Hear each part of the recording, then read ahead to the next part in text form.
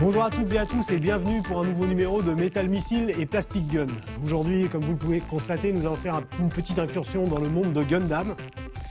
Vous pouvez voir les mechas des protagonistes principaux du fantastique au Heavy appelé Char Counter Attack. Bon, les fans savent très bien de quoi je parle, donc après l'incroyable saga de la première série Mobile Suit Gundam qui se poursuit dans Zeta Gundam et dans Double Zeta Gundam, Char Counter Attack marque une confrontation des plus finales entre les deux éternels rivaux, à savoir Amuro Ray et Char Aznable. Nous allons voir les mechas de ces deux héros New Type, des mechas imposants et qui ont de quoi porter le conflit dans l'espace avec maestria.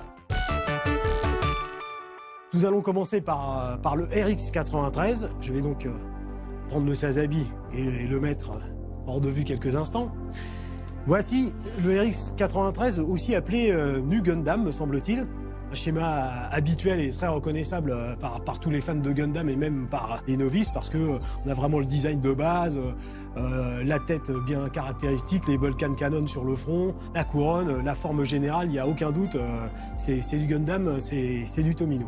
Un jouet en plastique assez léger, mais malgré tout présente l'intérêt d'avoir des articulations à cliquet, donc c'est toujours bien. Si vous l'acquérez, je vous conseille quand même de resserrer un peu l'ensemble. C'est intelligemment fait, donc c'est fait avec des vis, donc vous avez parfaitement la possibilité d'intervenir. Si je vous dis ça, c'est surtout parce que le fameux Fin Fanel System a un poids assez conséquent qui fait que le robot est un peu top heavy vers l'arrière et a tendance bien sûr à tomber vers l'arrière. Nous savons que le Fin Fanel System est une extension du Psychoframe dont est équipé le RX-93 et qui permet au pilote, qui est un New Type, de se servir de ses pouvoirs télépathiques pour commander un ensemble de satellites de combat. Alors ici, je vous le montre rapidement et précautionneusement parce que je tire, voilà. Nous avons ici un composant, un Fin Fanel System, qui, comme dans la série, donc se replie pour former un canon flottant et directionnel, et comme je vous le disais, directionnel uniquement par la volonté du pilote. On peut absolument tous les séparer les uns des autres.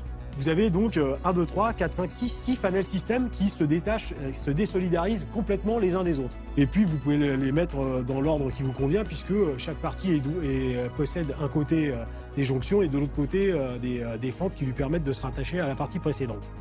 Comme toujours, une bonne précision et un souci du détail. Ici, les flaps des réacteurs sont orientables.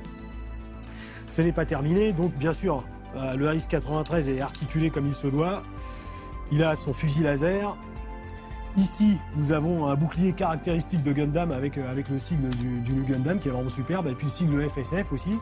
Aussi, on va le retourner pour voir un backpack assez conséquent. Nous voyons ici le Neo Hyper Bazooka. Voilà, une belle bête qui mérite bien son nom. Donc là aussi, une forme caractéristique de l'armement Gundam. Je pense que les fans reconnaissent tout de suite à l'œil de quoi il s'agit. Voilà, le chargeur est ici. Nous avons ici une poignée supplémentaire. Nous n'allons pas nous priver de tenter de mettre l'Hyper Bazooka sur notre fantastique Gundam. Parfois, il sera peut-être nécessaire pour obtenir une position intéressante d'enlever certaines pièces, mais bon, là il est relativement coopératif. Autre petit détail, comme toujours, les jupes de protection sont mobiles pour pouvoir adopter d'autres positions. Le torse aussi tourne, la tête bien sûr, et puis ici, il vous faut bien sûr enlever le bouclier au préalable, ce que je vais tenter de faire. Voilà, le voici. Et ici vous avez le Beam Saber, c'est-à-dire ce que nous appellerions le sabre laser, mais qu'on appelle expressément Beam Saber dans Gundam. Et donc vous relevez cette partie et ensuite vous extrayez le manche du Beam Saber, qui, évidemment, comme vous pouvez le constater, dans la plupart des cas, les combattants sont droitiers, donc le manche du Beam Saber se situe sur le bras gauche, avec la sortie du rayon laser vers le haut, puisque vous saisissez votre arme ainsi pour ensuite activer la lame. Donc en parlant de lame, nous allons l'activer, cette lame. Voilà la lame du Beam Saber de base.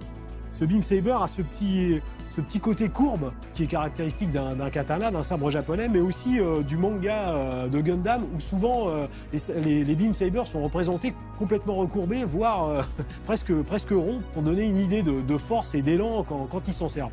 Et puis quand les choses deviennent vraiment très très sérieuses entre notre ami Amuro Ray et puis Char Aznable, ça fait longtemps qu'elles sont sérieuses, mais parfois il y a des pics, eh bien nous avons le Super Beam Saber, qui, je pense, là aussi est fidèle à la version que l'on voit dans Char Counter Attack, donc qui est un Beam Saber, on va dire, un peu double, avec une garde amovible.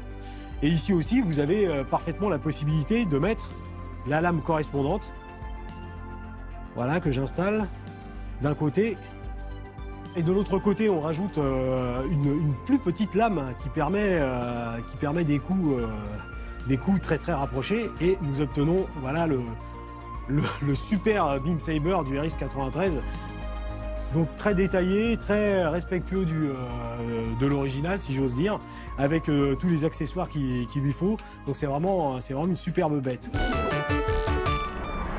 Alors, mais après le héros, nous allons voir le vilain de cette série, à savoir le superbe mecha piloté par le très charismatique Char Aznable. J'ai nommé le Sazabi.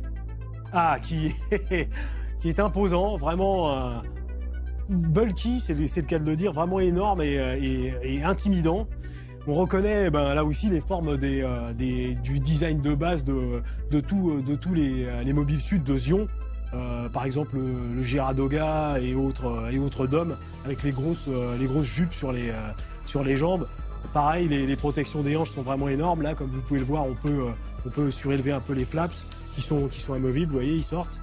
Mais là aussi, c'est bien fait, c'est du ball jointed. Il vous suffit de retrouver et d'appliquer une légère pression et ça reprend sa place. Voilà. Alors son sigle, le canon laser de ceinture, la fameuse caméra relative à tous les mobiles suits de Xion, on passe du Zaku au Jackdoga, au Geradoga. Et puis ici, nous avons un battle rifle qui possède un recoil pour faire rentrer et sortir les cartouches, donc c'est sympa. Ici, des réacteurs sous les bras qui aussi sont sur des volets qui peuvent se déplacer. Le bouclier aussi très très très imposant du Sazabi. Le Sazabi est quelqu'un avec qui il faut compter, parce que si vous ne le faites pas, vous n'aurez pas le temps de le regretter.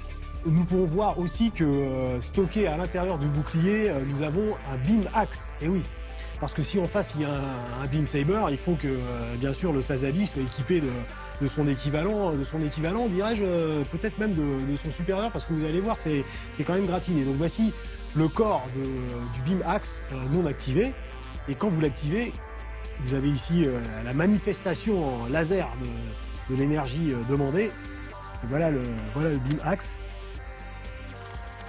Ça fait référence aux petites haches que beaucoup de Zaku possèdent dans la première série et dans toutes les séries d'ailleurs. Donc voici le Beam Axe. Et puis, malgré tout, l'arme de choix de ces combattants spatiaux, c'est le katana. Donc, qu'à cela ne tienne, vous enlevez l'effet, le Beam Effect du Beam Axe pour le remplacer par ceci. Et voilà, ça c'est du Beam Saber, mais c'est du gros Beam Saber. C'est du Beam Saber de The Crimson Comet, le meilleur pilote de tous les ions. Un Beam Axe conséquent et très dangereux.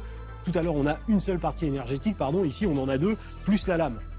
En faisant un petit tour, on va quand même regarder quelques détails à l'arrière. Donc vous voyez son backpack, les réservoirs qui sont mobiles, et aussi donc le Fin Fanel System. Alors évidemment, comme le RX-93, le Sazabi est équipé d'un Psycho-Frame qui permet à Char Aznable, en exerçant ses pouvoirs psychiques, d'activer simultanément 6 satellites de combat. Et alors, ce qui est formidable ici, c'est que les Fin Fanel System ici peuvent être retirés.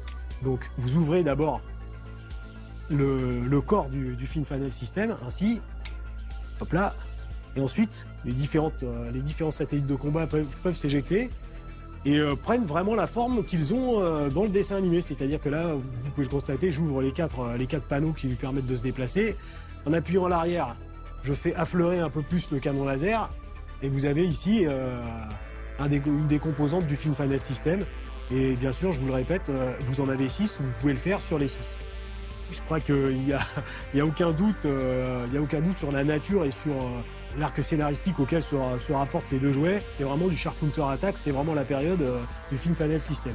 Voilà, j'en prends un autre au hasard, hein, on va continuer, ça fait toujours plaisir. Hop, on ouvre les ailes, on appuie dessus, et voilà, et le canon sort.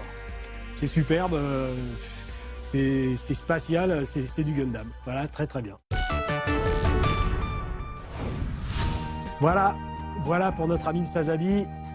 Nous allons faire revenir le RX-93. Ils sont prêts pour la bataille ultime dans l'espace.